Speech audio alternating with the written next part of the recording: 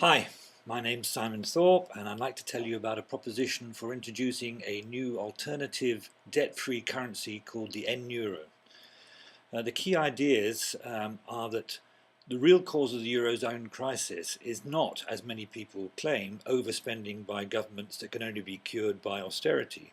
The real problem is that currently governments are forced to borrow money from commercial banks who charge interest for lending money that is effectively created out of thin air.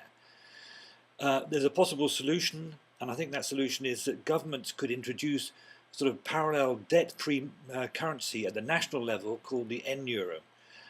Each citizen would have an N-Euro account created in a national citizens bank, and people could choose to have a proportion of their payments, if they were government employees or receiving a pension or benefits, onto their N-Euro account instead of being paid in euros. And the important thing is they could use their N-Euros to pay their tax bills. Before we start though, a bit about the money creation in the Eurozone. The fact is that today virtually all the money in the system is created as interest-bearing debts by commercial banks. The Eurozone governments, for instance, currently owe the banking system something like 8.2 trillion euros. And the interest charges on those outstanding debts are costing 286 billion euros in interest charges. That was just in 2011. And if we add together the interest charges that have been paid within the Eurozone since 1995, we get the staggering total of 4.48 trillion euros. That's more than half of the total outstanding government debt.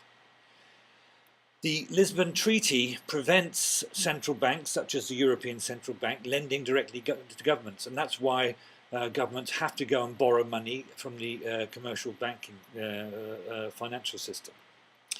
But the European Central Bank can create money as well. In fact, they created over 1 trillion euros between December 2011 and February 2012.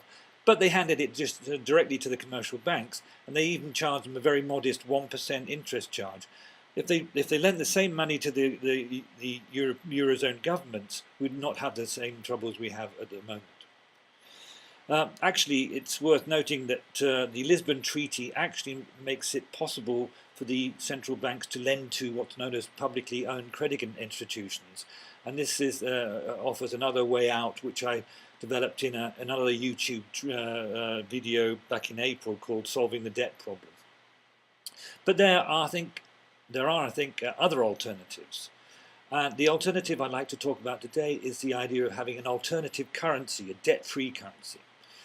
Now, the idea of having alternative currencies is one that's been developing a lot over the last few decades, starting with, I think, the local exchange trading system idea, the LETS system, which was originally started in 1983 by Michael Linton in British Columbia. LETS-like systems have been developing all over the world. In France, for instance, we have the Système d'échange local, SEL. In Germany, there's the Tauschring and Tauschpreis systems. In Hungary, the community service system. Switzerland has the WIR banking system, which are all alternative currencies. There's a nice website called the Community Exchange System website, which brings together many of these systems that are available around the world. And it turns out there are currently about 455 of these systems, with many in Spain, 94 in Spain, 35 in Finland, 10 in the United Kingdom. There's also a lot in the United States, 78, 62 in Australia, and so forth. So a couple of examples. For instance, in the UK, there are currently 10 community exchange systems listed, each with their own different currency name. And just very recently, actually, there's a new thing called the Bristol Pound, which are actually sort of alternative banknotes that can only be used within the city of Bristol.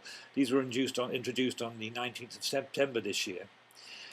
In France, there are currently, I think, 5 community exchange systems, including one locally to me, the Cocagne Association de Toulouse. So these are all excellent systems, and I think they should be strongly encouraged. But it has to be admitted that they have limited uses. They're not official. They're basically run by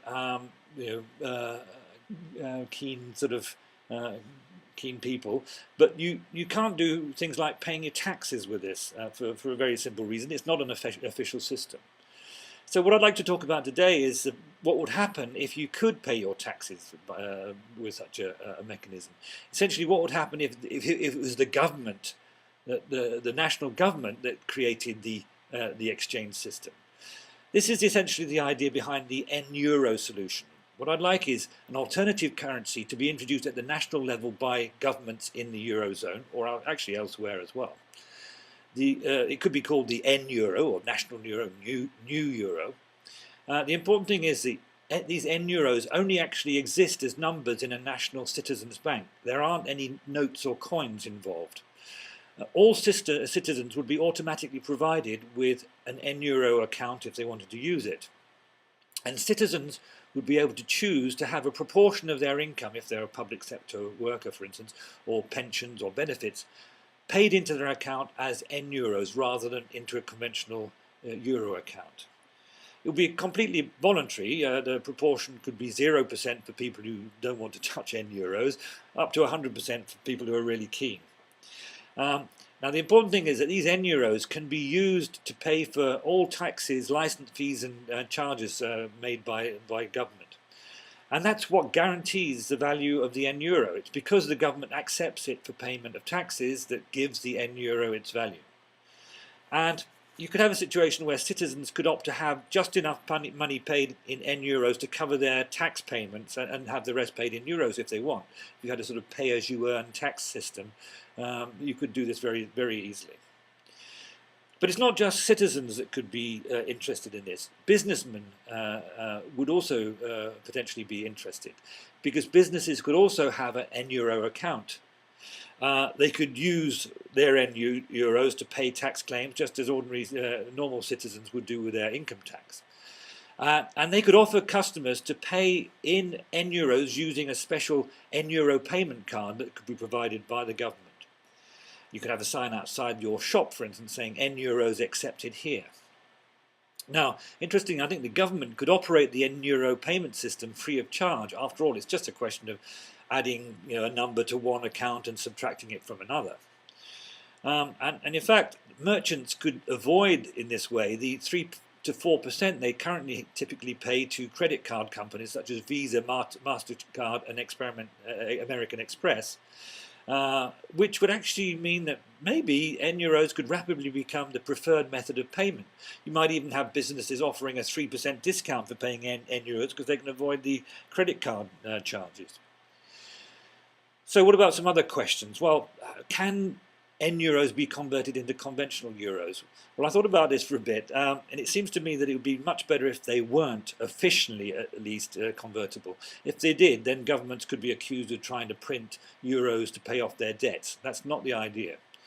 However, you could have exchanges going on. For instance, if you had two people, A and B, you might have A transferring some N-Euros to B's account, and in return, B could have agreed to transfer some conventional euros back into A's conventional euro account. So there would be ways of trading this, but it would be very difficult to use the N-Euro for speculation. I think this is very important. Would N-Euro accounts only be possible for nationals? Well, I think non-nationals could potentially also have N-Euro accounts, but they would have to be authorized by the government to allow them to open up an N-Euro account. Importantly, the only place that N-Euros can exist is on the accounts of this citizens' bank. There will be no way of moving money to tax havens, and you can't hide N-Euros under a mattress. In other words, they will remain within the economy, and the government will at all times know exactly where the entire N-Euro stock is. Does the N-Euro to Euro ratio need to be strictly 1-to-1? Well, I think it doesn't strictly have to, but it just makes it a lot easier to understand. It would be so much more easy to understand that when you paid 100 N-Euros, it means that you can pay a tax bill of 100 euros with it. Interestingly, there's a question of whether you could have an N-Euro overdraft. Well, I think probably not. I think it would be a good idea to have it impossible to people to have a negative balance on their N-Euro account. That's perfectly possible to do. And that would mean that there would never be any debt, and there would never be any interest payments to pay. which is a very big difference from conventional money systems. So are there dangers associated with this? Well, it's true that governments could indeed produce unlimited quantities of N-euros without running into debt, because there's no limit on the amount that they can produce. And of course you will hear people saying, oh, this is bound to lead to runaway inflation if you let governments produce money. Only banks can do this safely. Well, the fact is that if the N-euros are just used for paying for the services and payments that are already paid for with the debt-based money creation mechanism, there's no reason for this to produce any inflation at all. If you just pay people's salaries, pensions, and so on, and benefits with N-euros rather than euros, this will not produce any inflation. And the fact is that currently commercial banks have been creating up to 1 trillion every year with no control whatsoever. The commercial banks, when they create money, they can use it for property speculation, fueling the property bubbles in Spain, for instance, or speculating on commodities markets, or transferring the resources to tax havens, or paying traders massive bonuses. Nobody is controlling this. And so the idea that if governments were to create money supply, that it would somehow work less well just seems to be ridiculous. It can't be worse than the current situation. So what's stopping us? The fact is, there are massive advantages associated with doing things this way. N-euros can be produced debt-free. That means that governments don't have to borrow N-euros from commercial banks. And that means there's no interest to pay. That would save literally hundreds of billions of euros every year in totally pointless tax interest payments to commercial banks. Debt-free money creation makes complete sense for anybody except those who are exploiting the current system for their own benefit. But of course the people who are doing that, the vested interests, who have been milking the system for centuries by forcing governments to borrow money from commercial banks. Those vested interests will fight to keep their gravy train on the rails. They make a fortune out of taxpayers by forcing governments to borrow from commercial banks. And people like Mario Draghi, the head of the European Central Bank, who was previously the European head of Goldman Sachs, is not the sort of person who would sign up for this sort of scheme. So I think that citizens really have to reclaim the right of their governments to create the money supply debt-free. This is an idea which has been pushed by other groups like Positive Money and so on. And if you like these ideas, I would suggest you have a look at maybe my blog, which also has some other ideas you might be interested in. In any case, thank you very much for listening.